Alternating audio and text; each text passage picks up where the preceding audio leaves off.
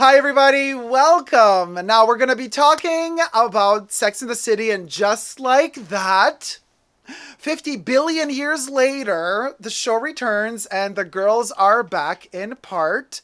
Um, I am filming this review in front of a live virtual audience.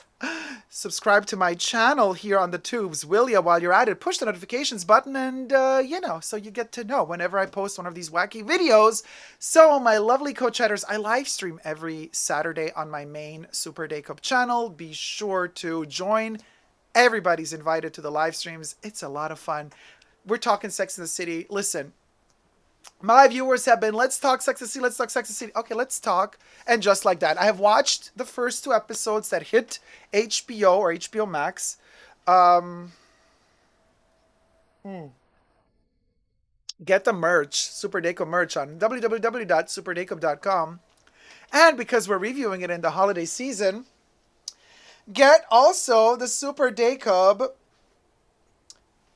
the naughty little crop holiday bush. Now, this is very fashion and Sex in the City, actually. I would say this is something Carrie Bradshaw would wear. I mean, if she knew what's good for her. But anyway, her Manolos were this color, the ones that she lost in the shower. Hold on. Okay, so let me tell you where it's at. So, and just like that, and literally, and just like that, the show is back. This review will have spoilers, but before I don't know if somebody spilled something in the chat spoiler wise. I can't vouch for them, but I will tell you when the spoilers start. First, let's talk about the quality of the show without getting into spoilers. They filmed in digital. They didn't film in grainy film material. I was used to that old school kind of graininess of the film material. It was very New York. It was very Breakfast at Tiffany's.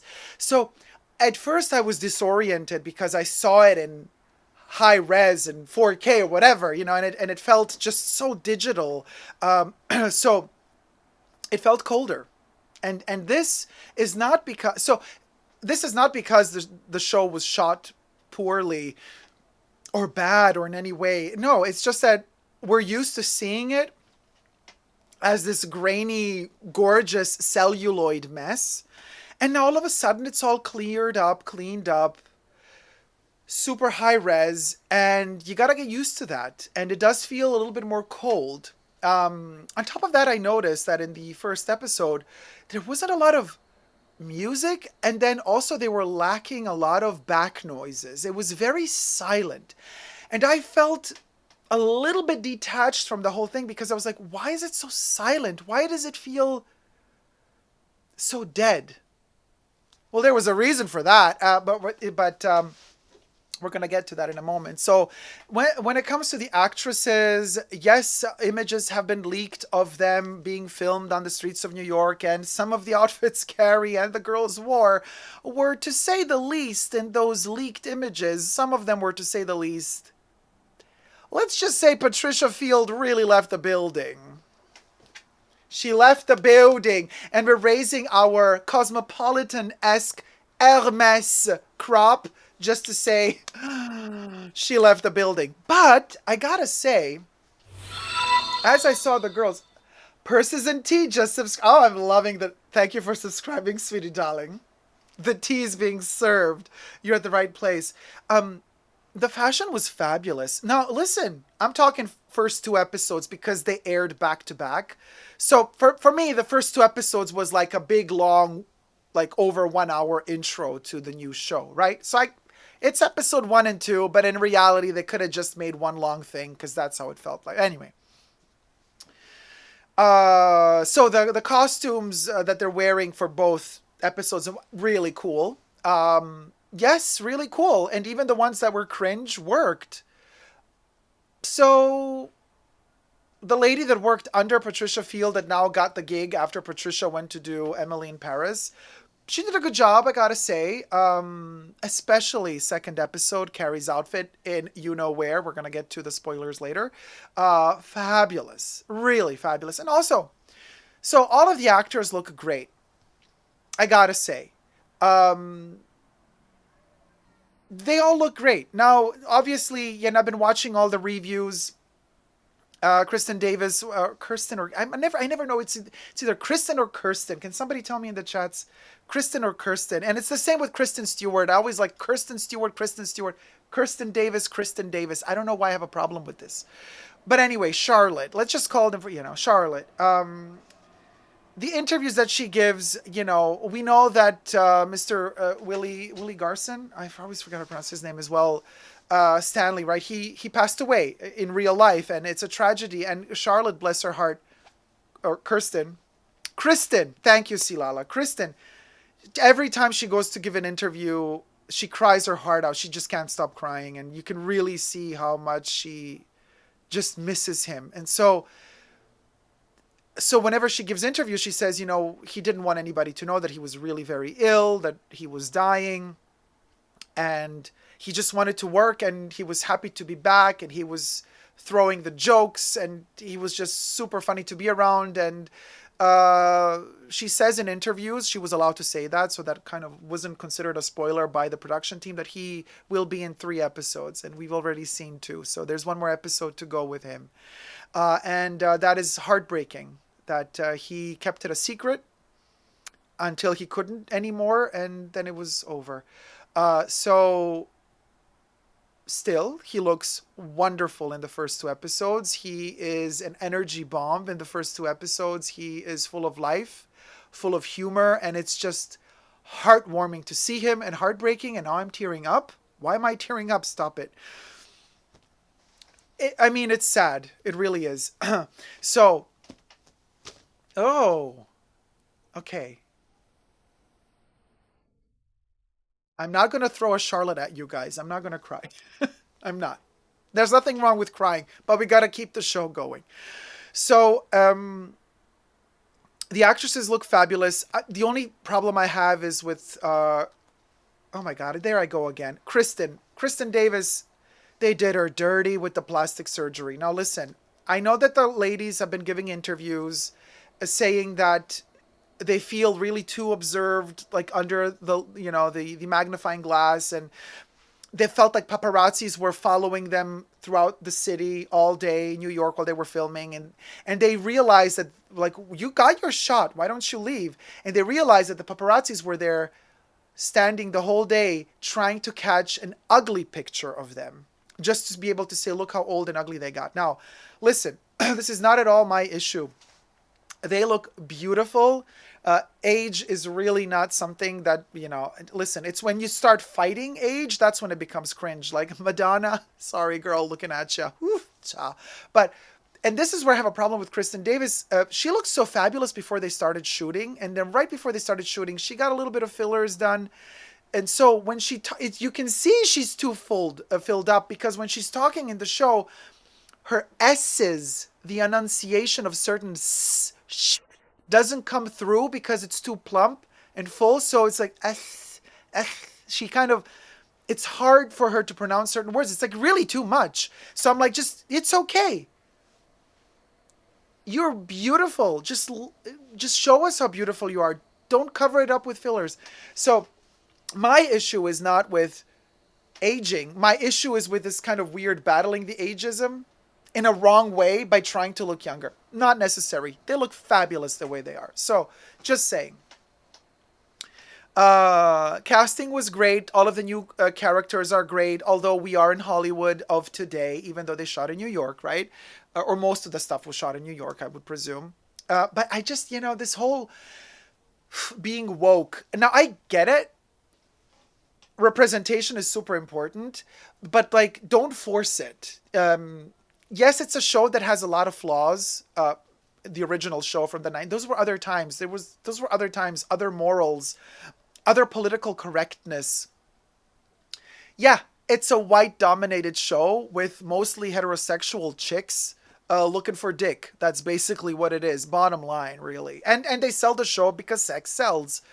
And now it's like kind of like, okay, they all have to have, black friends and a lot of gender fluid friends, and it's great that they're there, but I gotta say, have you ever watched Pose? Now, I do not know if Pose ended their last season. whilst actively throwing shade at Sex and the City. I think they did, because they knew Sex and the City was coming. So that to me was the new Sex and the City. Having all the girls at the end of Pose meeting up and having cocktails and throwing shade at cosmopolitans, remember? That to me was fabulous. That to me was the most modern depiction you could have of a modern day Sex and the City. Like, and it felt natural to me, and it felt organic, and it felt, I wanted to know more about these ladies. I wanted to follow their journey now that they're out of all of that shit that they went through in all of those episodes, the poverty and all, and now they're like thriving, and sure, they still got problems, but I was like, okay, like where Pose ended is where I wanted Pose to begin. Really. So to me, that was a missed opportunity, because Sex and the City should have, they can't merge shows. Those are different franchises in a way, you know, they belong to different companies. Pose was not on HBO, you know, they don't have the rights to those characters. I know it's all complicated, but cast the same actresses from Pose, give them different character names in Sex and the City, and work. Yeah, but they couldn't, because they would have stolen the show. Those girls would steal the show. Nevertheless, I'm still really happy with the casting of, and this is where a little bit of a problem I have, is this kind of the other actor, you know, the sidekicks. And the sidekicks, yeah, of course the main actresses are still white. They were white back in the day. They're still the same actresses. And all the sidekicks are, well, you know, black. And or gay or gender fluid or not wanting to conform, right? And I'm like, okay, this is Hollywood of today. And I bet my bottom dollar, you guys, another 10 years from now, we're going to look back at, I'm already saying this is cringe. But just like we now look at old episodes of Sex and the City and we say, ooh, cringe, like some of those jokes they're making, you know, doesn't fly today. Same applies to what they're doing today, 10 years from now, or even shorter than then. We're going to look back and say, oh my God, the choices they made them just for political correctness. So it doesn't feel very natural to me, but we only went through 2 episodes. So let's see how that develops. Maybe it becomes more organic with time. It just feels a little bit forced as of now. I'm not reading your chats and I'm just like blabbering on. So, you know, I need to watch Pose. Haven't yet. Sidonie, you should watch Pose. It's amazing. Dioro says I have to watch Pose. It's amazing. Prof. Melvin, we're talking about Pose and just like that. Oh, JJ Diaries. Yeah, the lockdown references were not necessary. That also felt very politically correct. It's like, hey, we're just showing you that we're not wearing masks so that you don't criticize us. We're telling you that we are filming this show in a world post-lockdown. And I'm like, okay, yeah, okay, fine. So you're filming this somewhere in the future. Okay, I get it. But don't keep repeating it 50,000. We get it. Like, we get it. Okay, so anyway. So I'm really looking forward to it, to the continuation of the show. Yes, I will be watching every episode. Are you kidding me? Yes, I will. Kim Cattrall was not in the show. We know this is not a spoiler in the show. She's not in the first 2 episodes. This has been announced. Kim Cattrall was very vocal since many years now that she does not want to return and have anything to do with the new show. Or for that matter, with the girls. And in particular, SJP. But okay, now we're getting to the spoilers. Spoiler alert! My Hermes Cosmopolitan crop announces the spoilers. 3, 2, 1. You are warned. Leave now or forever get spoiled, rotten in the fashion bunker. Sex and the City and just like that. Review. Spoiler-filled review. Okay, so the first thing that gets addressed literally from the get-go, almost literally in the first 2 minutes of the show, is where's Samantha? Mitzi, I think Mitzi is her name, which we know from the main show. She hasn't aged a bit. She looks fabulous. Now you see the ageism kicks in. Yeah, interesting how I went. Why did I go there? I went there actually because back then she already seemed like a fabulous elderly lady. Now she looks even younger than she did back then. But unlike Charlotte, whatever they did to her, they did not do her dirty. her surgeons. So anyway, Mitzi's like, where's Samantha? And of course, Charlotte drops that kind of wink, wink, like she's no longer with us. And we all think she dead. Oh my God, Samantha kicked the bucket.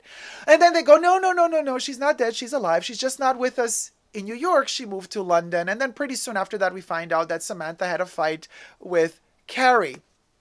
Interesting how the show openly addresses this issue and how true life reflects fiction. I love that they blended that in. Of course, they didn't really give us the real reasons, you know, because we know why Kim Cattrall does not like Sarah Jessica Parker. But they made it they twisted it a little bit by saying, Carrie says, you know, books aren't selling anymore very well, so I fired Samantha as my publicist because I'm working on a podcast now. I'm earning money in other ways. I'm not earning money through books. So she says I fired her as my publicist and she fired me as a friend, got super angry because of this and moved to London and cut cords with all the other girls as well. And I was like, what the hell? I would not move away to London just because some friend, whatever how good or bad this friend is no longer. If I got angry with you, I would cancel you out of my life, but I would not change countries just because I can't deal standing you anymore. Like, that's ridiculous. So that was a little bit thin. But then again, Kim Cattrall also spends a lot of time really in London, and she works in London, like in real life, in London theater, and she's a lot in Europe. Actually, right now, she just posted the other day, she's in Rome, shooting something in Rome, in Italy. So it kind of like, it's so bizarre. It's like the Twilight Zone. It's like the show really reflects what's happening in reality. So I kind of like it, even though the publicist friendship thing was a little bit cringe. They could have maybe found a better reason to get Samantha angry at Carrie. Maybe a bit more honest reason as well. Because they're making it sound like Samantha is overdoing it. And I've heard allegedly that Kim Cattrall said that she did watch the first episodes and that she did not like the reasons why she's no longer in the show. I don't know if this is true or not. I've just been reading, like other people have been reading online, all the rumors. I mean, I would have been upset personally because I'll be like, okay, so you guys know I have beef with you. You know the reasons. And you really want me back in the show. So no matter how much you believe or not believe that I'm right in being angry at you, but you still want me in the show, find a better fucking reason to get me back in the show. You do not tell me that I'm this petty bitch who, because you dropped me as if I only had you as a client. Samantha Jones had a lot of other clients. Why would she move to London just because Carrie dropped her as a publicist? You know what I mean? It's like, it's portraying her in a weak way.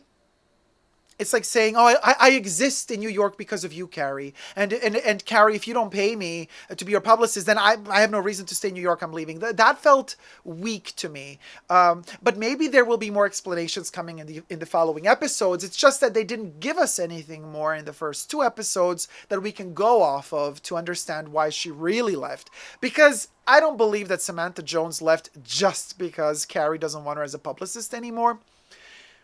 And then to cut all the bonds with all the other girls as well, because, I mean, why? They had nothing to do with Carrie not wanting to have her as a publicist anymore. So I want more explanations there before I decide whether or not to believe it.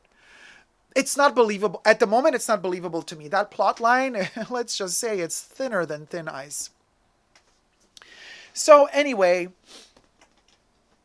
we see Charlotte's kids. They're fabulous. One is probably going to be gender fluid, lesbian, or two girls. One is super girly. The other one is super boyish. So we think, oh, teenage kids that are, one of them is going to be lesbian or transgender. Miranda's husband, Steve, he's almost like deaf. He doesn't hear anything, which is kind of weird how they kind of play that as a joke most of the time. That felt a little bit awkward. Miranda's kid is ginger, just like both of them are. Like she was. Charlotte addresses Miranda's hair. We were all like at the leaked images while they were shooting the show. We were saying, "Oh, Miranda with the." It's not really white hair. It looks like she has like highlights in her hair, but it's just too light for her. She should go back to red. Of course, they addressed that issue from the get-go. First scene, they're having lunch together. Charlotte says, Miranda, why don't you dye your hair red again? And then Miranda says, why? But to look like you? You're trying desperately to look young. So they're throwing these shades at each other. Delicious. And Miranda says, I'm letting my natural self be myself. And that's also fabulous. However, is she really letting her natural self be herself? I did warn you about spoilers. Here's another one for you. She's an alcoholic. So we're seeing Miranda looking for drinks at 11 a.m., 10 a.m. She's starting to guzzle first thing in the morning when she wakes up, and they're kind of pushing it in our faces in those two episodes a little bit too much. A little more subtle, Mr. Patrick King. You don't have to like rub it in. We're not that stupid. We got the memo.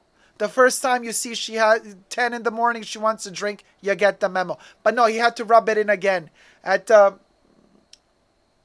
music thing, the little concert thing. She had to guzzle. She smuggled in her bottle of wine and let everybody drink. But I'm like, yeah, the kids' recital, and then of course, and then in episode 2, in another place where we haven't gotten to yet, again she asks for drink because she has to read something important and she needs it. So I'm like, yeah, okay, we get it. We get it. She has an issue with alcohol, and this is also one of the reasons why she exploded like crazy on that on Che, when she saw Che and her son smoking a doobie or something, and he's 17, and she's like, he's a minor, you can't give him weed and blah blah blah. I can't. We're gonna get there in a minute, but so some things are a little bit like made like for dumb people. I'm like, we're not stupid. We get it. Like, don't treat your audience like it were stupid AF. We're not stupid. Some of us are, but not all of us. So yeah, I guess you want to cater to the dumb ones too, but we're not all dumb. And like, don't turn every plot line into this desperate need to explain it. You know what I mean? Anyway, I'm not going to get into the nitty gritty. Fine, let's get into the nitty gritty. So, Carrie and Big, they're super in love. They want to go to the Hamptons, but then there's this Charlotte's kids recital. Charlotte says to Carrie, don't go to the Hamptons, go the next day. You gotta come to the recital first. And so Carrie asks Big, can we postpone it for a day? It's really important for Charlotte. Big says yes, they're super in love. The second I saw that extra warm light they used in the scenes in the apartment with Carrie and Big, I was like, this is too dreamy. Why is this light so soft? Why are they using such a soft, warm, delicate light? And then she turns on the record and the song starts playing.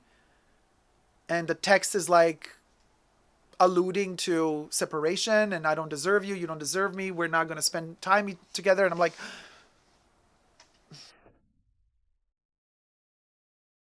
no, it's not safe to be back. I'm not going to keep giving spoiler alerts. I gave it, and that's that, you guys. This video is posted later on the channel, and it's going to have a huge fat spoiler alert on it. So yes, we are spoiling.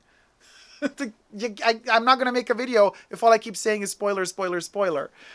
Thank you, guys. Audrey, you just posted, Audrey. Yeah, thank you. And I'm like, and there's this like lights, the warm lights, the music, separation. And then they kind of cut to another day or another time where Carrie, of course, she took a shower, she's entering her walk-in closet, and she says hello lovers to her shoes, and she's wearing her Manolos from her wedding, the royal blue color. And she asks Big, do you notice anything? And then he's like, oh yeah, the wedding shoes, of course, how can I forget, blah, blah, blah. He loves her, she loves him. And you see something is wrong. And I told you, I felt at the beginning of the show, like there's so much silence. There's not a lot of, they didn't work in a lot of those extra sounds, like street sounds, car sounds. Everything is very slow and silent. And I was wondering why there's that pace. And then when we get into their apartment and those warm lights dim down, that sad song, her shoes, she's leaving for the recital, he's gonna stay home and do his Peloton, driving his Peloton, with Allegra, the lady, his online digital trainer lady. But he has a cigar in his mouth, right? Or I don't know, in that moment, did he have one or not? But anyways, she's leaving and she turns around, looks at him, and you know when a camera, because you have to understand with these TV shows, they never film anything without a reason. There's always a very precise reason. And me having worked in this industry for a longer time as well, I know what it means when a camera shot is kept just that fraction of a second too long on a character, you know something is wrong. Like if the camera shot pans to a character and that character is saying goodbye to someone and they say good, there's like a way of saying, okay, bye, see ya, cut, next scene. But then there's also a reason to why a camera stays locked on a character when they say goodbye. Second, cut. There's that last glimpse, that last connection with the eyes. It's a way of saying goodbye, not just to that character that's leaving, but it's also a way of saying goodbye to the viewer. So you learn to feel those little subtleties. And I was like, oh, okay, well, this is the end. Because it's either going to begin, either this is the beginning of some torturous hospitalization that's going to happen for many, many episodes, or this is the end. And in fact, it is the end. Big dies. So while she's at the recital, he's doing his Peloton thing, gets a heart attack after the Peloton thing, and he's dying. She comes home just in time to hold him in her arms. He's still alive as she's holding him in her arms, and he's about to say something, and she's holding him in her arms. Of course, we have the close-up, the camera showing her shoes. There's again that symbology of the wedding is now broken because her blue Manolos, while she's in the shower and the water is rushing and she loses her shoe, the shoes get wet, the shoes are off her feet, the wedding is over, and just like that, Big died. So, and this is how the show ends, how the first episode ends. So we realize, okay, so now every episode is going to end with, and just like that, something happened. So the first episode ends with her saying, and just like that, Big died. The opening scenes are interesting as they blend in, and just like that, it is very Pedro Almodovar, I gotta say. Very much habla con ella, like talk to her. The second episode, that and just like that appears as Miranda is hugging Carrie in bed, and they're laying wrapped together. She's protecting her because Carrie just feels so bad. And we have this kind of title just appear in total silence. And now we understand why the silence. There's this big vibe of pending doom going on. Now, I didn't get into the details of Carrie working in this podcast situation with this gender fluid person who doesn't want to define as a man or a woman, and this person, Che gets invited also to the funeral. Now, the episode 2 is all about the funeral. Now, here's where I start thinking about Samantha, because I thought to myself, okay, in the first episode, if Kim Cattrall were still there, which parts would they have given her to play? I know they would have written the story completely differently if Kim Cattrall were there, but I'm just imagining if the story were the same as it is now, minus Kim Cattrall being in London, where would they have smuggled Kim Cattrall into the scenes? And I think Kim Cattrall would have had a big scene in episode 2. Oh my God, this is the worst show ever, says Holy Grace. Big dies, no Samantha, no Willie Garson, says Holy Grace. Well, I mean, no, well, let me get to my final conclusions at the end. What I think about the show, is it great or not? No, not smoking while exercising, Kira. Was he smoking while exercising? He was smoking before he was exercising. Blonde and Chatty says, sounds flippant depressing. Yes, it is. It's quite heavy, but there is humor throughout. So in episode 2, I think Charlotte feels guilty because she thinks she forced Carrie to go to the recital. Had she not forced Carrie to go to the recital, Carrie would have left with Big to the Hamptons a day earlier. She would have been with him. Had he gotten a heart attack, he wouldn't have been doing Peloton. He would have been still alive. So Charlotte has this huge guilt trip and is crying all the time. And they go to a funeral home. Now they're looking for a funeral home. And this is a scene I think would have been given to Samantha. I think Samantha would have had connections in the business, and she would have taken Carrie to a funeral home, and she would have probably known the funeral owner. She probably had sex with him, and there would have been some sort of weird connection there. So we missed that opportunity. Instead, we have this huge guilt trip of Charlotte crying her ass off in the funeral home, and the only humorous twist there is that when the mortician lady comes in, she sees Charlotte crying and Carrie kind of consoling Charlotte. So the mortician thinks that Charlotte's husband died. And so we have this kind of moment, and then Charlotte says, "Oh, no, my friend's husband died," and the mortician says, "I'm so sorry." But Carrie says, "This is not the place for us. Big would not have liked this. It's too deadly looking." And so she goes to this lesbian couple who owns a gallery space, and she wants this aseptic, fashionable funeral, no flowers. And then she comes there before the reception begins the next day or the next week, whenever this funeral was organized. We're kind of flying through time very quickly in the show because the episodes are short. And we are in this white gallery space, and Big is there in the coffin, but there are flowers on the coffin. And Carrie, first thing she says is, "I said no flowers. Where are these bitches that organized this thing?" So the bitches come out, and they say, "Listen, before you say anything, the flowers arrived before we could say no to them, but they are beautiful." And then Carrie says, "Well, who are the flowers from?" They hand her a little note. She opens the note, and the note says, "Love, Samantha."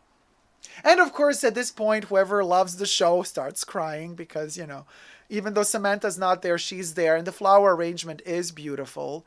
And there you go. We have Samantha as a bed of flowers on top of Big's casket. And I know it's cringe, but I loved that moment. I personally needed that moment. I needed to have Samantha there. For those of you who think, why the heck did they kill off Big? This is terrible. I think it was necessary. If you're going to start a new chapter, because Sex and the City was all about Carrie and Big on and off, on and off, on and off, and then finally the wedding, and then the wedding is off, and the wedding is on again. Like, if you're going to start a new chapter of this thing, she needs to be free. And they can't just, again, split them up for the nth time. She needs to get rid of him for good to begin something fresh and new. I know it sounds terrible now. Like, oh my God, he's dead. Oh, this is so depressing. Plus Samantha's gone. But I think this is a good thing. It's a good thing for the show. If the show is to have any future, this is a good thing for the show. I know it's painful. Big is gone. He'll be back through flashbacks. He might, he's already been back in a flashback in episode 2. He might even return as a ghost in Carrie's visions. Mr. Big will be back in some way, shape, or form. He won't be there physically anymore, but I'm sure he's still going to be talking to Carrie in some way, shape, or form through her memories. You know what I mean? So Mr. Chris, aka Big, will be back. In some way, shape, or form. You know what I mean? But she needs to be free. And how will she be free? Now we're rewinding back to her podcast. Remember what I told you about what it means when the director tells the cameraman to stay a couple of seconds longer, like when they shoot a character, when they pan the camera onto a character, when they keep that camera time just one fraction of a second longer than they should, you know when that happens, something is being... they're telling us that something will happen. Well, what happened during the podcast? Didn't you notice how suspiciously long the time was spent as the camera would pan onto the audio technician? He didn't say a word in the first episode during the podcast. He's this kind of silver fox type of guy. Not my type. This is, again, those horse head types, this is kind of that were models when they were younger. This typical cliche of good-looking guys with really elongated heads, which I don't understand why that is considered like a beauty standard. But anyway, for television in America, I think that's kind of like, yeah, that's a handsome guy. So the camera filmed him way too long. He was like smiling and flirting way too long. And I was like, oh, this is before Big dies. And I was like, oh, him and Carrie, something's going to happen between them two. But then since Big is gone at the end of the episode, I'm like, oh, well, now here you go. Now she's going to start talking to him. She's definitely going to have an affair with the guy. Just because of that camera that filmed him just that extra second longer than it should have, we know something's going to go down with that audio technician and Carrie. For sure. In the meanwhile, Che, who is gender everything and nothing, at the funeral gets attacked by Miranda because Miranda's son was caught smoking pot with her. Or him, them, with them. So there's this huge attack going on, and then afterwards Miranda figures out that actually Che is kind of the boss of Carrie in the podcast. And so she's like, oh, I'm so sorry, let's start this over. So they again acquaint each other, and then Che says, Miranda says, yeah, I'm such a mama bear protecting my son. And then Che says, mama bear, you're like a papa bear. And then Miranda's like, ooh, giggles, giggles, giggles. So it seems like Miranda's going to have some sort of gender fluidity sexcapade going on. Whether or not she's going to break up with Steve, we don't know. But since we know that since Cynthia Nixon in real life is also on the other side, they're kind of giving her identity in the show as Miranda as well. So they're playing off of that, and I'm thinking something might happen between Che and Miranda. We do not know. However, Miranda has already her guzzle issues. Charlotte, we don't know much about her. She's still in love with her husband, and she's crying all the time. She feels guilty all the time. And they are foreshadowing some sort of, or foreseeing some sort of, or forecasting some sort of issue that Carrie might have with addiction as well, because they keep, she's asking Miranda while she's trying to fall asleep. Miranda is sleeping with her to console her while she's mourning, and she says, can I have another pill? And Miranda looks at the clock and says, no, you can't, in 5 hours, not before. So she's taking some sort of prescription medication that seems to be addictive. So it seems like they're both going through something, different types of addictions. So that might be another plot line that Carrie might go through. And then Carrie kind of leaves the bed and goes to sleep in the living room, where in the meanwhile Big's ashes have arrived in a little box, and she kind of falls asleep next to the ashes that are on the table, on the coffee table. And what does she say at the end of episode 2? Also, she ends with saying, and just like that, off screen she says it. Something, I don't know, she says, and just like that, something, something. That's it. And just in, by the way, breaking news, Peloton stock drops drastically after morbid product placement in Sex and the City. So there's also been news reports about the Peloton company, and they said, if anything, Peloton made Big's life longer. It prolonged his life because it was keeping his arteries as clean as possible.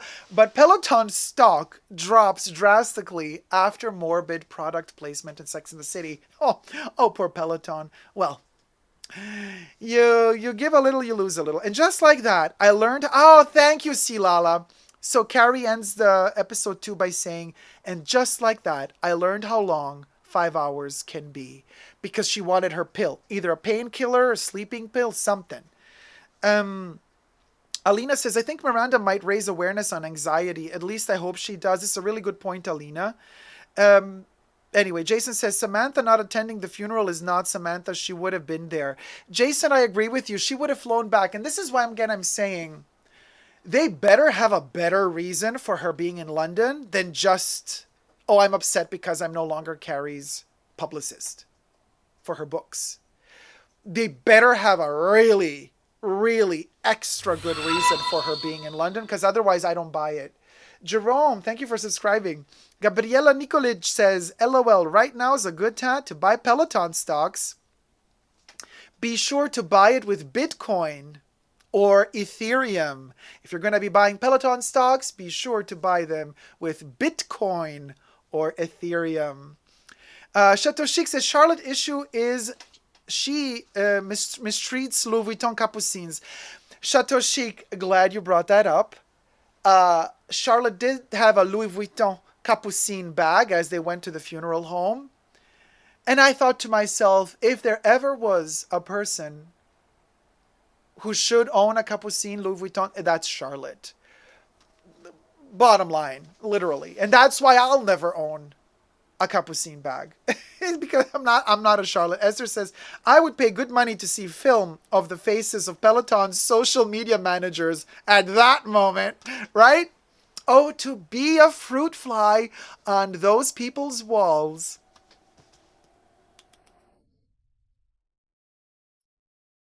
Peloton, more like a ton of stocks fell up. Peloton of stocks fallen, darling. Fallen, fallen, fallen. Peloton of stock. I like how they are portrayed as passe. Totally, Paris. Totally passe. Like passe. Well, anyway, now final conclusions. I know some of you have been saying like you really don't like the new show.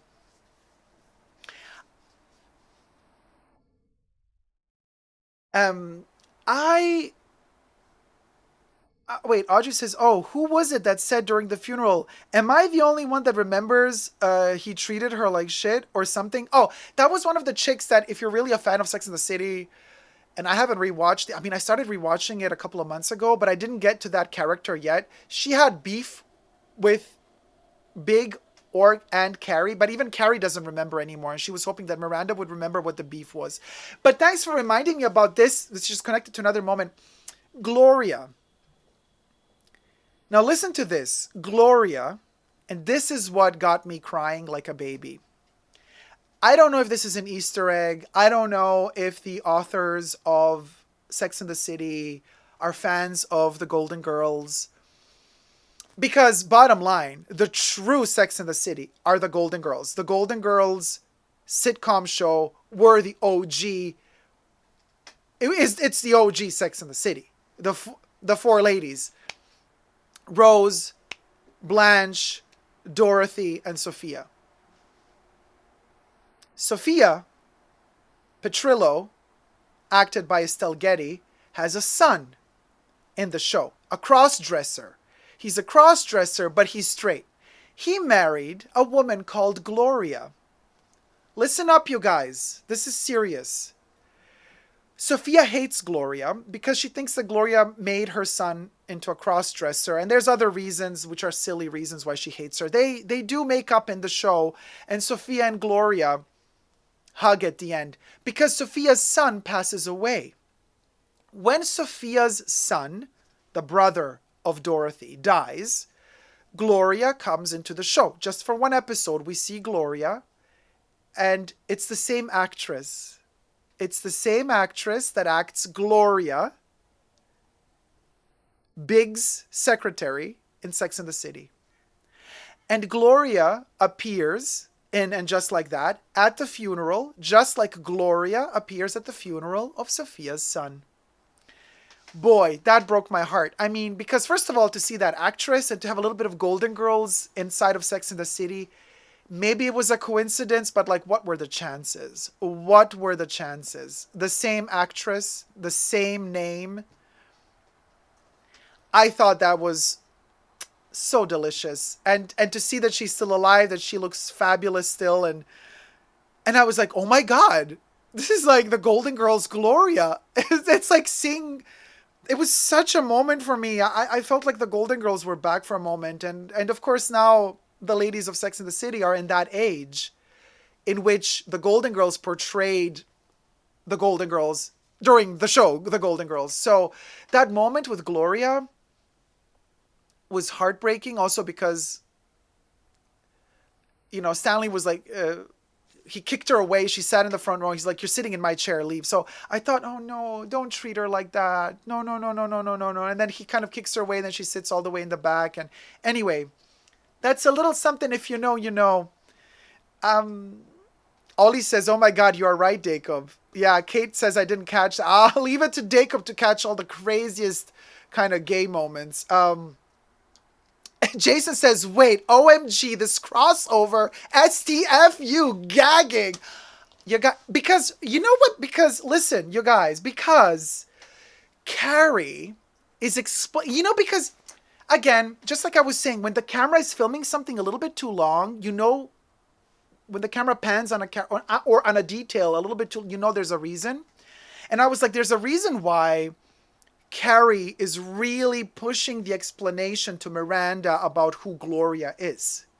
Because Carrie says to Miranda, after they meet Gloria, she says, this was Big Secretary, but we just call her Gloria.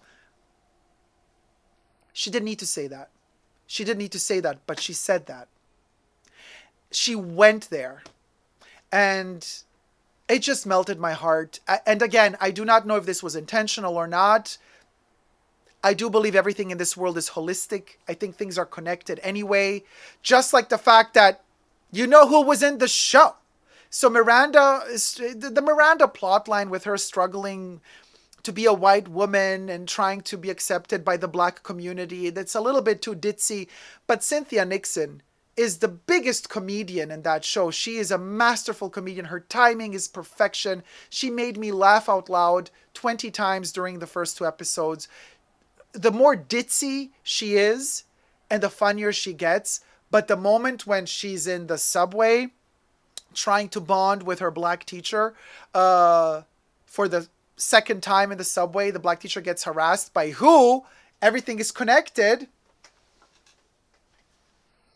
This little fella, Chucky, yeah, you're going to ask yourself, what the hell? Yeah, I love Chucky. Chucky attacks Miranda's teacher in the subway and wants to steal her bag. Miranda takes her book, slaps Chucky in the head. Poor Chucky. So Chucky leaves. Chucky, the guy who has the Chucky mask, is wearing a Trick or Treat Studios mask. Yeah, I am that geek that knows stuff like that.